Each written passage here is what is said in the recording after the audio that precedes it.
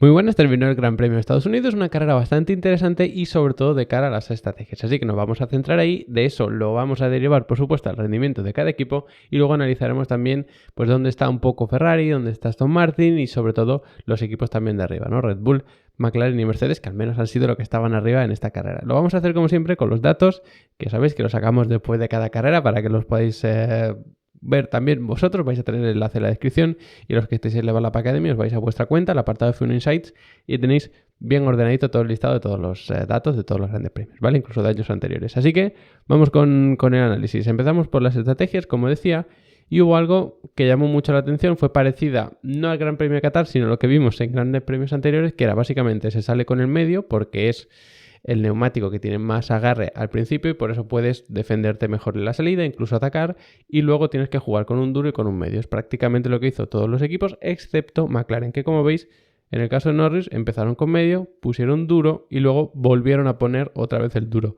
En el caso de Piastri, pues bueno, tuvo que abandonar, su carrera fue un desastre al final por culpa de eso, por ese toque que tuvo con Ocon al principio, pero eso es lo que iba haciendo McLaren. Y no fue porque degradasen más que el resto ni nada, sino precisamente por esto, por lo que estáis viendo. Al final todos tenían un juego de nuevos duros y dos nuevos medios, y luego también uno del medio usado. Pero en el caso de McLaren tenían dos nuevos de los duros y solamente uno nuevo de los medios. Por eso su estrategia iba más por poner dos veces los neumáticos duros, aunque no fuesen el mejor neumático, pero porque los tenían nuevos. Entonces, quizá no sea un fallo puramente de la estrategia en carrera, sino de cómo gestionaron el resto del fin de semana, porque estaba claro que aquí el neumático medio era superior. Es verdad que era muy complicado hacer previsiones de cómo iba a estar la pista y demás, pero en cualquier caso, la conclusión que podemos sacar al final del Gran Premio es que era mejor el neumático medio. McLaren fue con dos neumáticos duros, se la jugó por ahí. Si hubiese sido un gran premio de más degradación, pues seguro que hubiesen destacado, pero se la jugaron y les salió mal la jugada. Es verdad que tampoco fue una exageración la diferencia entre neumático medio y duro, pero sí que se notaba bastante, ¿vale? Por ejemplo, si venimos aquí a comparar tiempos entre, por ejemplo, Hamilton, que lo tenemos aquí, y Norris, pues en el primer stint los tiempos prácticamente calcados cuando los dos llevaban el mismo neumático, quizá un poquito mejor Hamilton, es verdad, pero muy muy poco. Luego vemos que con el duro, pues los dos, después de estas vueltas, que es en la que Verstappen está adelantando a Norris y demás, pues más o menos igual. Vuelve a ser Hamilton el que saca un poquito de ventaja, pues vemos ahí en torno a unas 5 décimas, unas 4 décimas, pero luego con el último neumático que es duro contra medio, que ahí se ve claramente cuál es la diferencia, pues vemos que Hamilton es mucho más rápido, incluso en torno a un segundo por vuelta. Es decir, si con el mismo neumático Hamilton le saca en torno a 4 décimas, pero con el medio contra el duro le saca un segundo, pues evidentemente el medio era bastante superior. Incluso lo podríamos examinar aquí viendo la clasificación con el ritmo de cada neumático y demás, pero bueno, ahí en el tiempo, bueno, los tiempos vuelta a vuelta, yo creo que se ve bastante mejor. Entonces, ¿qué hizo por ejemplo Ferrari? Pues puso el neumático medio, luego otra vez el medio y el duro. Esta quizá no fuese la mejor estrategia porque es verdad que te quitaba un poco de flexibilidad. Es decir, Hamilton puso neumático medio, luego cambias al duro, ya has puesto dos neumáticos diferentes y en la última te la puedes jugar. Y no solo eso, sino que puedes estirar más o menos el neumático duro en función de lo que tú preveas que va a pasar al final de la carrera. Y eso te da un extra de flexibilidad. Si tú sales con el medio y vuelves a poner el medio, lo que pasa es que estás condenando realmente el último stint. No puedes ser tan flexible con ese stint intermedio porque quizá no sabes cómo se va a comportar el neumático duro. Sin embargo, en el caso de Hamilton, has visto cómo va el medio, ves cómo va el duro y en función de eso ya decides. Oye, voy a cambiar un poquito antes, un poquito después, voy a alargar el último stint para hacer más vueltas con el medio, que es el bueno. Pues eso lo puedes decidir. En el caso de Carlos, que pones medio y luego otra vez medio, sí que vas a ser más competitivo en este stint inicial, te puedes defender, puedes jugar más con la estrategia por esas primeras vueltas de neumático nuevo, porque ahí pues el medio destacaba más, pero te quita un poco de flexibilidad. Por lo tanto, yo creo que quien realmente acertó de los pilotos de arriba fue precisamente Hamilton. Incluso tuvieron esa duda de si ir a una parada, luego a dos y demás. Supieron rectificar. Quizá una o dos vueltas tarde, pero bueno, se puede considerar que a tiempo y al final pues le salió muy bien la carrera y de hecho se ve claramente con ese último stint de Hamilton, como era incluso en torno a un segundo más rápido que Norris. Si lo comparamos con Carlos, que lo tenemos por aquí, pues también se ve bastante más rápido. Es curioso que la diferencia aquí no es tan enorme, pero bueno, también depende un poco del momento en el que paras, en fin, del tráfico que tienes y ese tipo de cosas. En otro orden de cosas, bueno, podemos comparar por supuesto el tiempo de cada uno. Sabemos que Hamilton, pues lo hemos visto, era más rápido que Norris, por lo tanto Mercedes aquí sí estaba por delante de McLaren, incluso sin jugar excesivamente con las estrategias y demás. Quiero decir, si los dos hubiesen puesto el mismo neumático, aún así Hamilton era más rápido. Sin embargo, este error de haber esperado 2-3 vueltas, si no hubiesen dudado con la estrategia y no hubiesen pensado aquí ir a una parada en vez de a 2, entonces quizás sí podrían haberle pues acercado un poquito más a Verstappen al final y tal. Pero bueno, en cualquier caso el ritmo de Verstappen, si os fijáis, era bastante bueno. En el primer stint parece que no y tal, pero aquí es cuando está remontando. En las primeras vueltas del segundo stint con el neumático medio es bastante más rápido, evidentemente. Luego cambia Hamilton. Aquí vemos unas vueltas bastante malas de Verstappen en comparación con las de Hamilton, pero es cuando estaban adelantando a Norris. Entonces luego a partir de ahí ya sí que es un poco más rápido, y en el último stint con el neumático duro, fijaos que los tiempos pues más o menos se van cruzando hasta que ya al final pues tiene ese problema más grave con los frenos, parece que está gestionando más, por eso los tiempos son peores. Pero bueno, sí que parece que Verstappen era un poquito más rápido teniendo en cuenta la gestión que estaba haciendo. Ojo, si esa gestión no es para tanto y realmente lo único que está haciendo contra el tema de frenos, no son los neumáticos, entonces cuidado, porque si estas 2-3 vueltas de retraso que llevaba Hamilton se las hubieran ahorrado, a lo mejor incluso sí podían haber peleado hasta la victoria, porque de hecho, si la carrera hubiese durado 2 vueltas más, parece que Hamilton sí podía atacar a Verstappen. Si te hubieses ahorrado estas 2-3 vueltas aquí de margen, hubieses llegado al final como si fuesen otras 2 vueltas más, por poner un ejemplo así un poquito redondeado, ¿no? Entonces, bueno, la carrera de Hamilton sí que fue muy buena, el Mercedes está ahí, está cerquita del Red Bull, y diría que quizá más o menos a la misma distancia del Red Bull por arriba que del McLaren por abajo, al menos en este circuito, que ya sabéis que está muy equilibrado, que la degradación quizá sorprende un poco al McLaren. Entonces, ahí podemos tener dónde está. Luego Ferrari, pues si lo comparamos, por ejemplo, con Norris, que lo podemos considerar el tercer piloto aquí, incluso, bueno, en resultado y en tiempo, pues tenemos por aquí, por ejemplo, a Leclerc, pero bueno, vamos a compararlo mejor con Carlos. Ahora entramos a evaluar esa estrategia de Leclerc.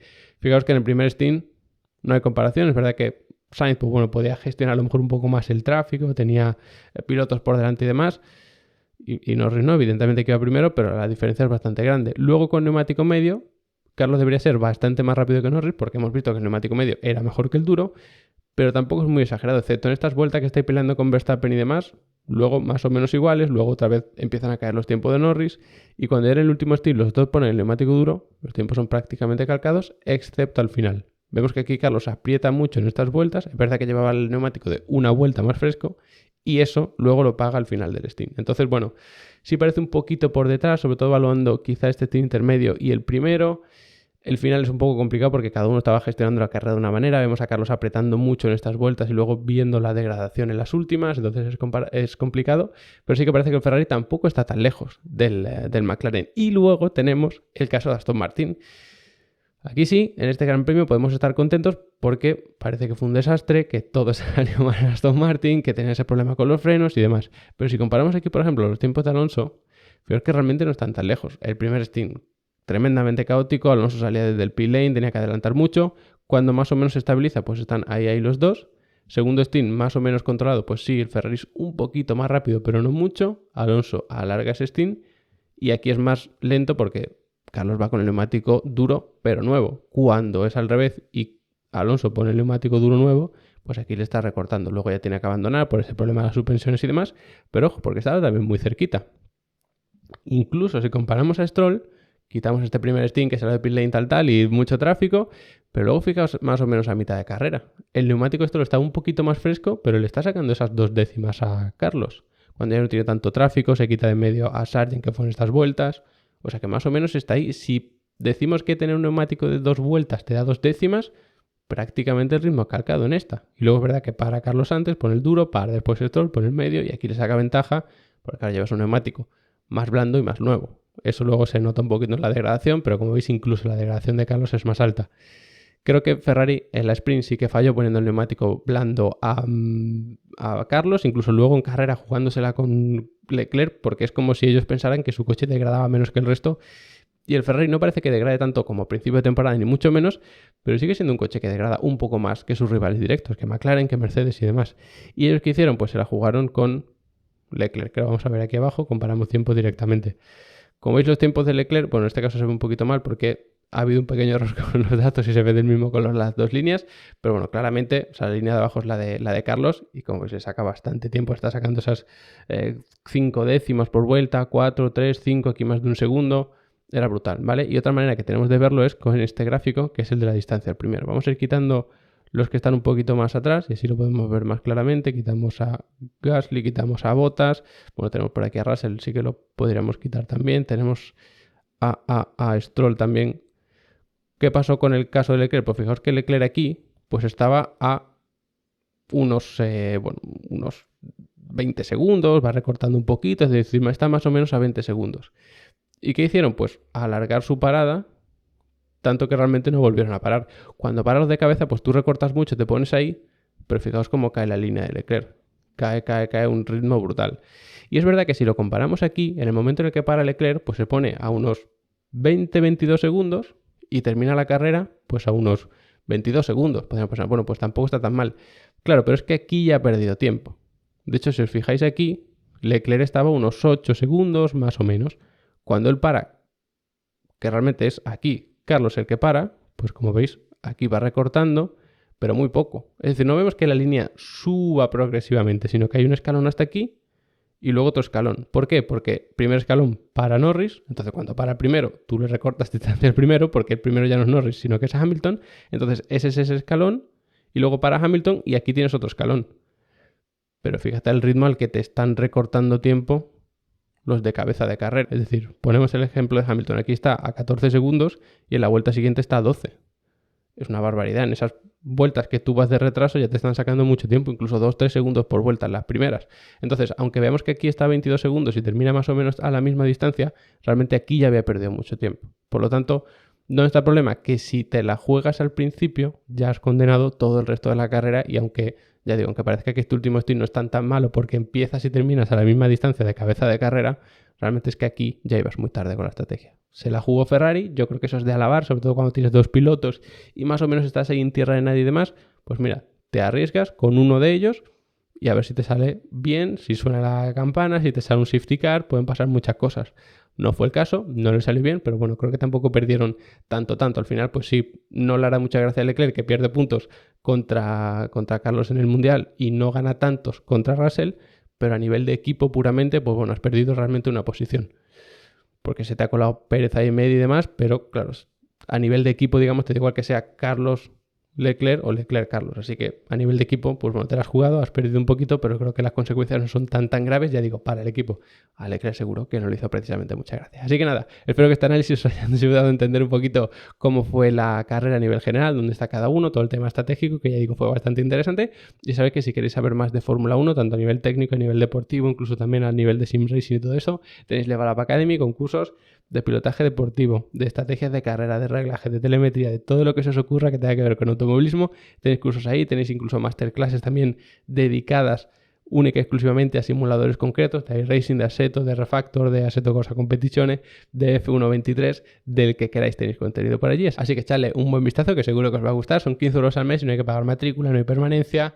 Mientras paguéis un mes, ese mes podéis acceder absolutamente a todas las descargas, al soporte, a los certificados, a los setups, absolutamente a todo. Así que echadle un buen vistazo y como siempre, gracias por haberos quedado hasta el final del vídeo y nos vemos muy pronto analizando el circuito mexicano.